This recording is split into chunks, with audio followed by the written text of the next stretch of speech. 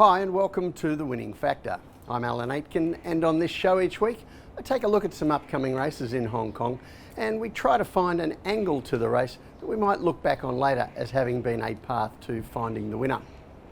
Well, Sha Tin on Sunday, and the first race we're going to take a look at is race 6, and here our winning factor, the unbeaten horse. Now the horse who will get all the attention here is John Sai's trained Scores of Fun. Debut winner in May and reappearing for the first time this season.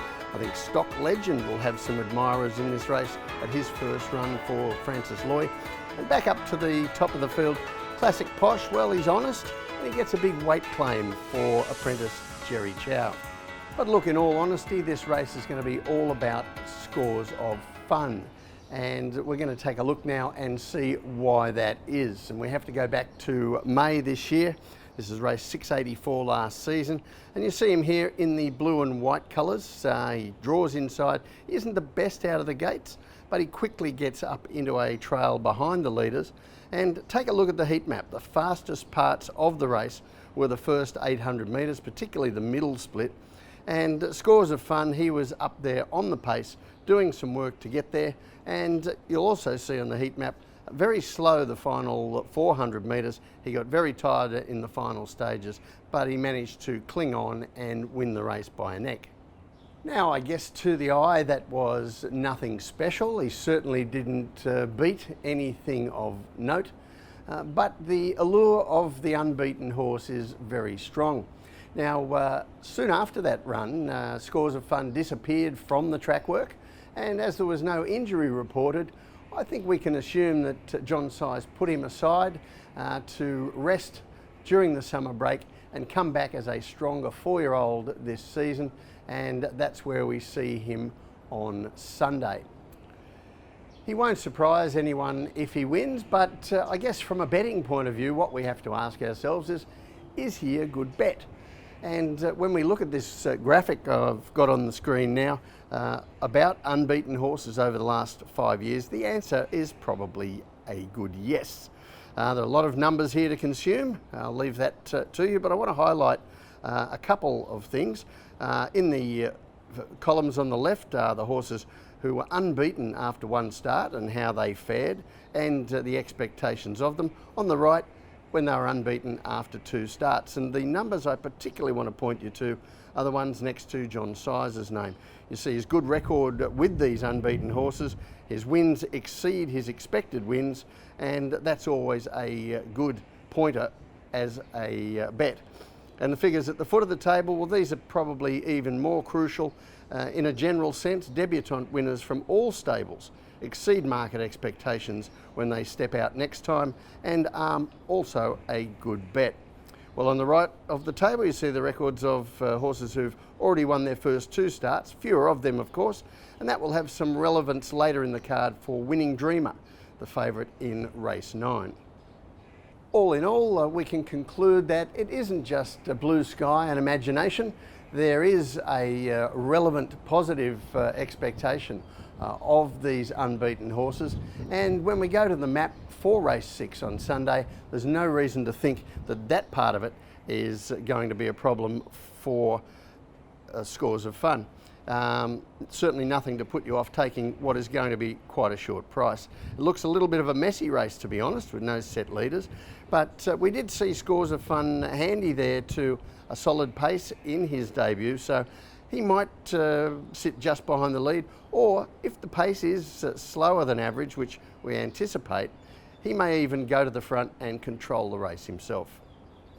So the tip in race 6, Scores of Fun, his winning factor, the unbeaten horse. Yes, we do have high expectations for horses that have never lost a race, but the figures do show that it's not all just expectations and fantasy. There is a good betting angle to it. The second race I want to take a look at from Sunday's meeting is race 8, and our winning factor here, the distance. Now, I think the likely favourite here is the bottom weight, Chevalier Prince resuming. The Rock looks strong. Regency Bobo and Simple Elegant have claims. Evergreen Great Treasure is returned in good form, and even the stayer above, now with the stable transfer ace Tony Millard, has sprinted well fresh in the past. So there are a few with some prospects in this race, but I think that the punters are going to zero in on two in particular here. The Casper Founds trained the Rock and Chevalier Prince, a last start beaten favourite. First of all, let's take a look at the Rock, and this is a trial on September 11, and in this trial you can smell what Founds is cooking with the Rock first up here in the blue and white colours. He works through to sit second into the home straight, and then you see Joe Moreira just sits on him down the stretch, no pressure, and just lets another horse go past him in the final stages.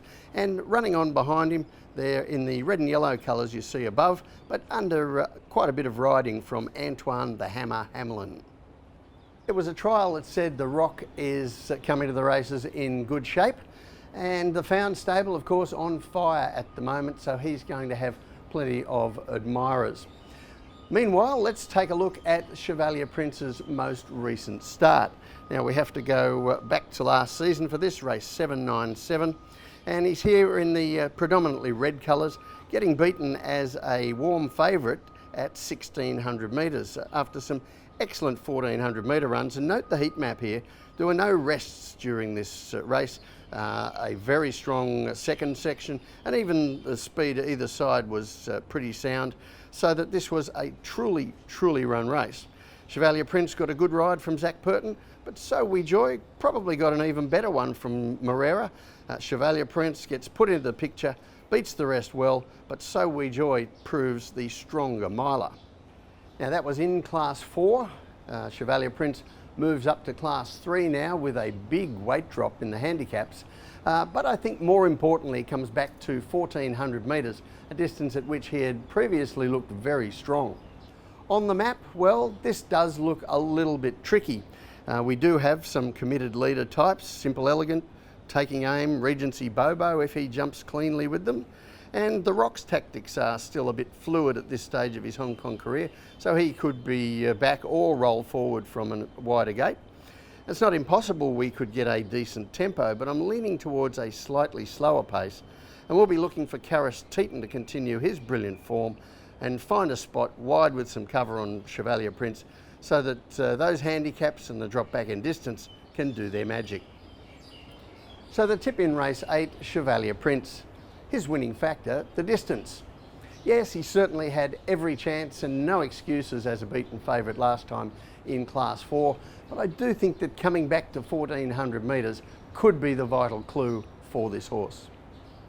Well, that's it from the winning factor for this week. Good luck on Sunday. We'll see you next time.